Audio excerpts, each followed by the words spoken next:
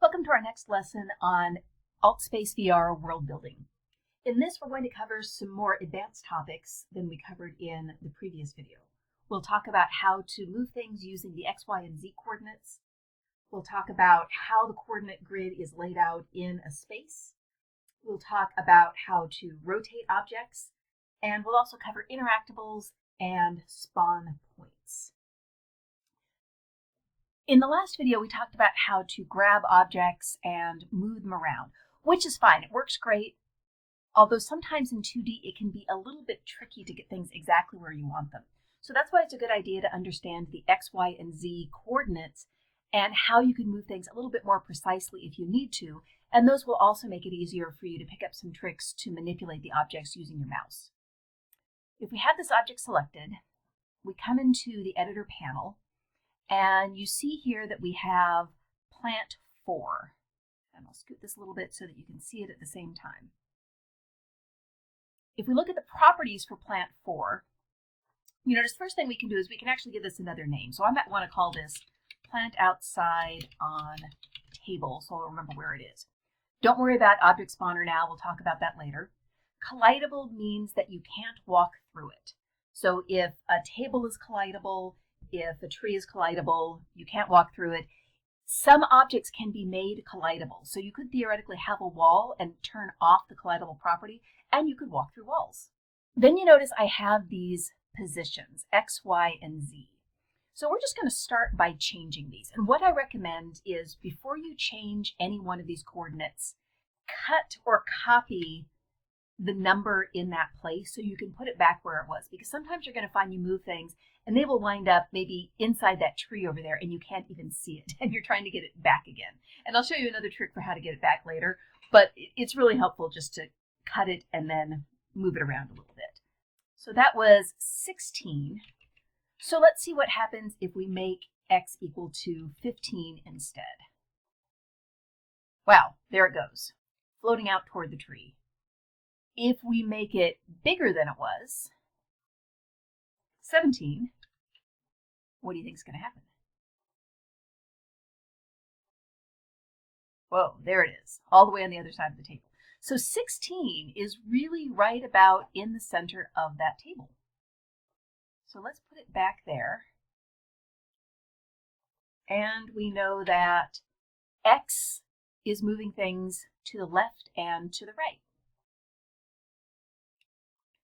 But now let's see what happens if we change Y. So again, I'm going to copy or cut that number so that I can come back to it later. And let's try making Y equal to 0. Wow, there it is, all the way down in the ground, and it's kind of hidden. And one of the tricks that you have, if you do move an object so that you can't even see it because it's buried in something, if you come over here, you have this little switch called toggle environment. And you can turn off everything except the objects that you have added to the world, and that will let you see them and find them again. Or in this case, since I know the number that I'd previously selected, I can just come back here to my plant and just paste that number back again. And there I'd had it set pretty nicely on that table. So then the last coordinate, see if you can figure out what that's going to do if we change it. That's at 21 right now. So let's say we make it 22. Whew, goes scooting away from us. All right, so what do you think is going to happen if we make it 20? Scooting right towards us. So 21 is actually a really good location for that plant to put it right on that table. This is really an x-axis and a y-axis, just like you might have had in a math class. And so that implies that somewhere there is something that is my 0 coordinates. What I'm going to do is go back and add a different plant here. We'll add plant 1, and it's hovering right there. But I'm actually going to rename this as plant 0. And I'm going to change the X, Y, and Z to all be 0. And I'm going to change the scale to 5 to make it easier to find it wherever it is that it ends up. So I say okay, and it's vanished from where I can see it. I'm going to have to wander around and find it. Now in this case, I know where the 0 coordinates are. So wander inside and voila, there's my plant. And it was at 0, so like the other plant, it's underground right now. But what I can do is bring that up using my editor panel, and we'll make y equal to 1 instead. And there we go. And if we look a little bit more closely at this, you'll see that my plant is actually in the middle of all of these little bird feeders that I've put in. I like them because they give you a sense with their lines here that this is the center of my grid. And if we were to look at all of the properties on these things, you'll notice these are my x-coordinates. As my x-coordinates get bigger, like out there in the patio outside, they move along this way. And if my x-coordinates get smaller, actually even into negative numbers, they're going to move closer to the wall. Then I have my z-coordinates here. So as my z numbers get bigger, 1, 2, 3, this is up at z6, it's going to move towards and away the back of the stage there. And as these numbers start getting lower into negative numbers, it's going to move up onto the stage area. So that's how you manage your x, y, and z coordinates. Now you notice I put a chair in here. And let's talk about how this chair is going to move. Go into the editor panel and find chair.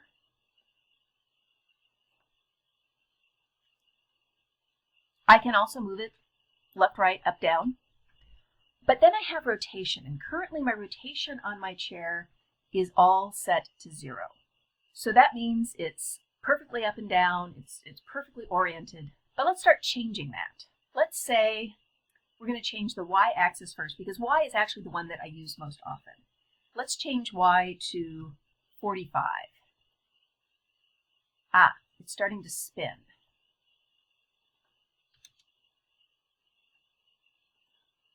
$90,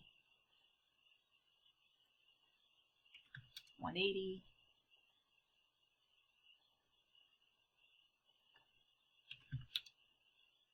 270 faces me, and if I want it back, I can either do 360 or back to 0.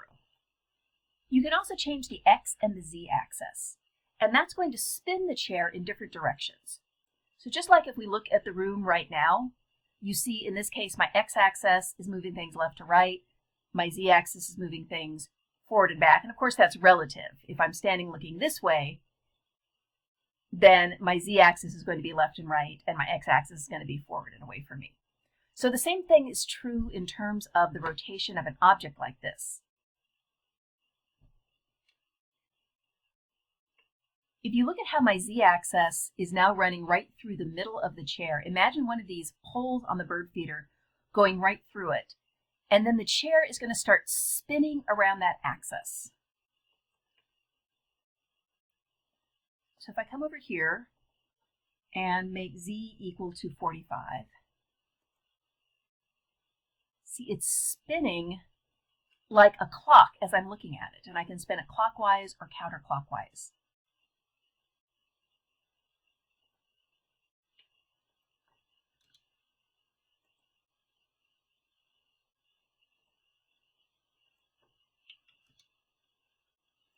And there I've got an upside down chair.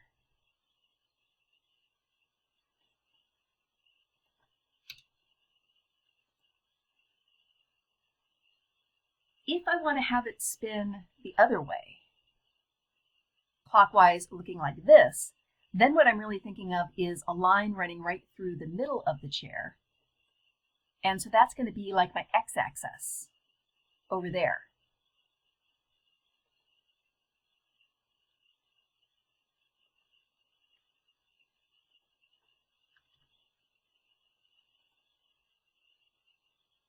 So now it's going to go feet over back.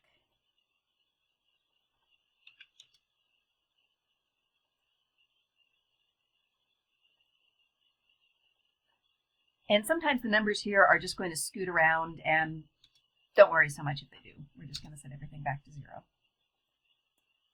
So there's my chair.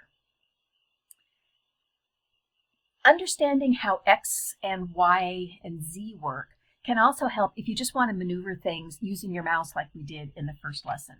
So you notice down here, right now, I have a couple of things that I can play with in terms of rotation and axis lock. So the first one, rotation lock, is not on right now. And that means when I go to move this chair, I didn't try to turn it, but it's always going to try to face me, whatever direction I'm at. It can be helpful if you want things to be facing you, but it can also get a little bit frustrating if you don't want them always turning to face you as you start to move them around here. So I usually keep my rotation lock on, and that way it'll stay in whatever orientation it had previously. I'm going to go back and set that all back to 0.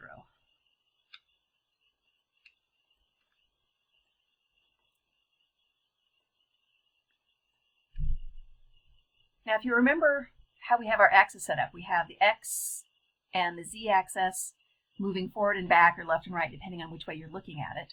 So that can be really helpful if I just want to scoot the chair. If I want to move it closer to the stage or further from the stage, that's my Z axis. So I can come down here and I can lock it according to world Z, and then the chair is only going to move on that axis. I'm moving my mouse, I can't make it go towards the window or away from the window at all because of the lock. If I change it to world X lock, now I can scoot it forward and back, or just walk it in that direction. Y is the one I find the most useful because often I'm pretty happy with where I have it left, right, forward, back, but I want to make sure that it's not floating above the ground, and they usually come in with some float to them. So if I turn on the Y lock until that frame just starts to sink into the ground, then I'm pretty sure that I have my thing sitting where I need it to be.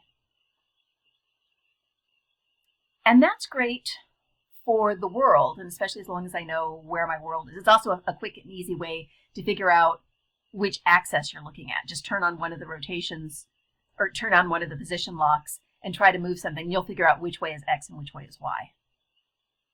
But now I'm going to go in and I'm going to turn my chair, because objects also have their own X, Y, and Z axis. So if I turn my chair 45 degrees, if I'm trying to move it on the world X, it's still going to move forward and back, or world Z, it's going to move left and right. But now if I say I want to do it on local X, well, local X is going to be the front of that object, and it's going to move left and right in regards to where the front of that object is. And same thing with Z, it's going to move it on, don't want to hit the rotate there, it's going to move it on the opposite diagonal. And if I'd had any rotation to the chair, then it would also move it in relation to that same rotation.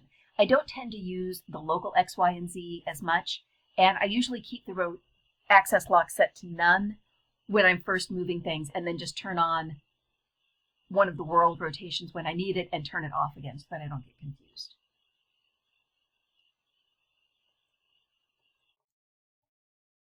Altspace has the concept of things called interactables, and if you come into their kits, they have one actually called interactables, but the one called indoor props and outdoor props also contain interactable objects. Some of these are pretty difficult to manipulate if you are in 2D. I imagine they're great if you have a headset. But one of my favorite ones is the snowball chest, because even 2D people can usually use that pretty well.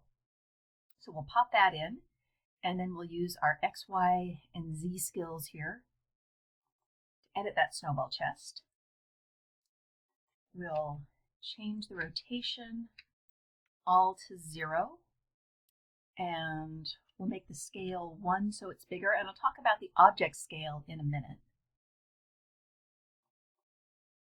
So there's my snow chest, and I'm going to lock my world Y so I can move it down until it's just sinking into the floor there. There we go. If you are in edit mode, whenever you touch the interactable, you're going to be changing something about it, changing its position. So if you want to interact with an interactable, you have to turn off edit mode. Now when I highlight over it, it lights up, and that means that it is interactable. So I can click it, and look, there's my snowball. And then if I push and hold my left mouse button and kind of toss it away from me, there it goes. The option that you had here for the interactable object scale is how big the thing is when it's going to come out of that object. So if I make it 0.5, it's going to be a smaller snowball.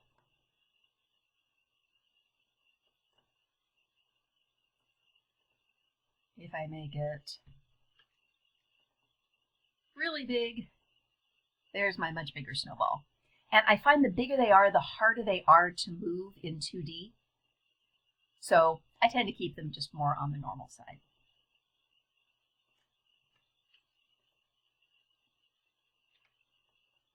So those are specific objects that have been designed to be interactable. There are several cool ones. But a lot of the objects are also designed so that they can be at least spawnable. And spawnable lets you interact with them somewhat. So for example, you see over here, I have a glass and I have a bottle of champagne.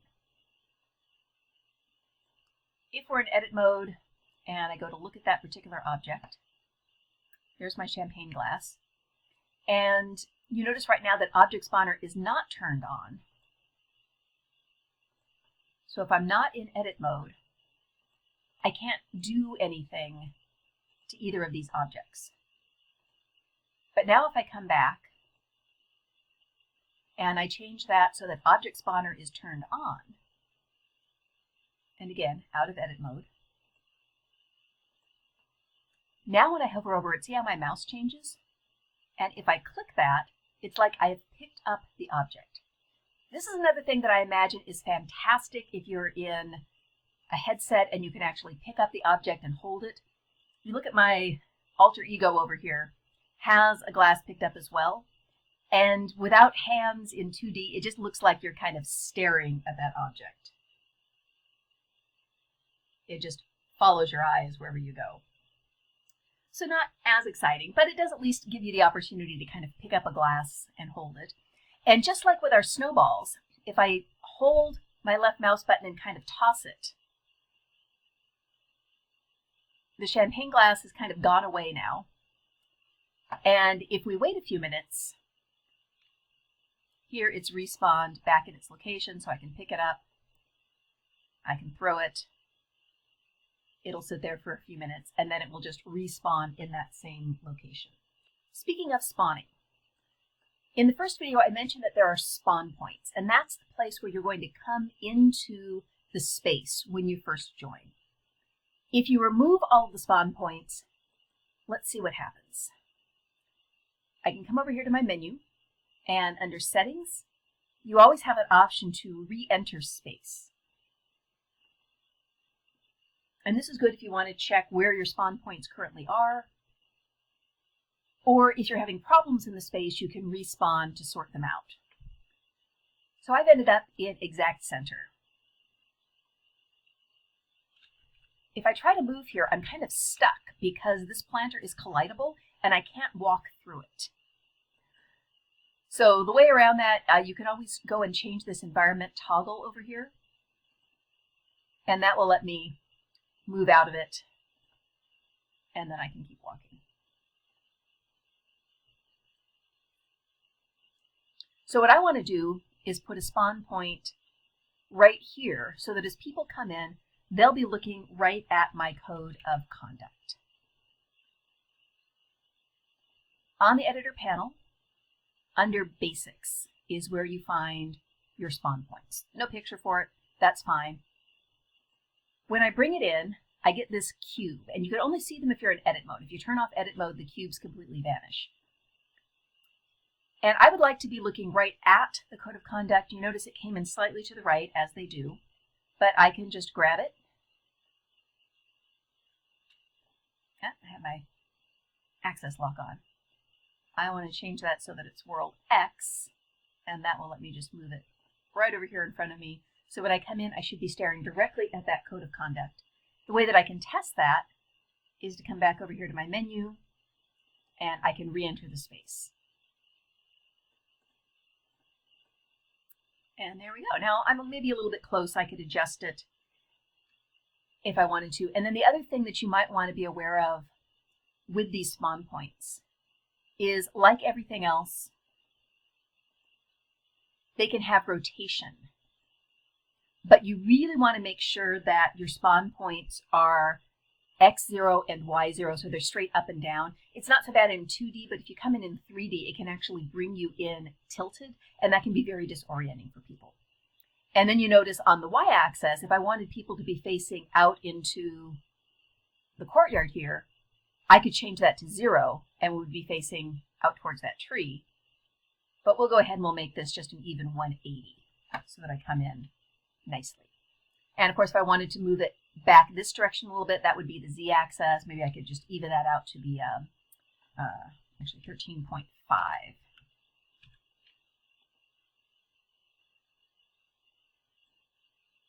And we'll try it one more time.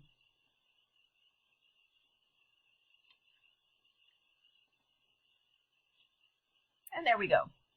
And generally what I like to do is set the spawn point someplace where I'll be able to see it easily.